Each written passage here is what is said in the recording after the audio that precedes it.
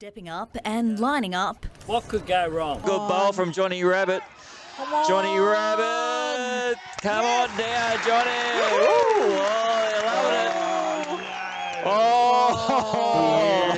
Oh, Johnny. The federal government's proposal for stage 3 tax cuts will be introduced to Parliament next week, and the signs are that it won't be an easy sell. Poop again. Some economists are calling for negative gearing to be abolished as the country grapples with a housing and cost of living crisis. Stepping up and lining up. What could go wrong? Penny Wong. What could go wrong? The Prime Minister campaigning in the crucial by-election battleground, Dunkley. But on the green, his aim was off. Anthony Albanese hoping he's more on target when it comes to winning over voters as he fights to retain the seat of Dunkley. There's a 6.2% margin. There's a 7% average swing against governments in by-elections. That's just called science and maths. It's just science, eh? Mind-blowing, isn't it? The federal government faces its first electoral test of its proposed changes to stage 3 tax cuts. To make sure that every Australian gets a tax cut, not just some.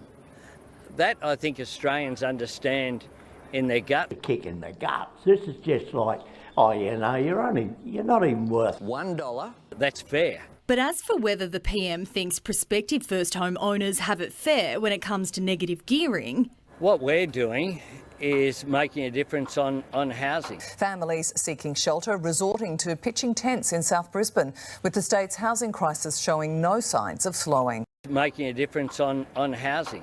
providing little clarity today despite coming out strong in the past. So is negative gearing now a good thing? Negative gearing is a good thing. Will you consider revisiting negative gearing policy ahead of the election? No. So you're completely ruling it out? I think that was a pretty clear answer. Will you revisit it after the I think that was a pretty clear answer. We haven't changed our position. Despite the fact that I lied to your face multiple times, more than 100 times, you can trust me. Trust is something that needs to be earned. But once it's lost, you need a better government. Australians struggle with affordability. Some economists are going as far as calling for negative gearing to be abolished, with modelling revealing the move could lead to a 5% drop in house prices.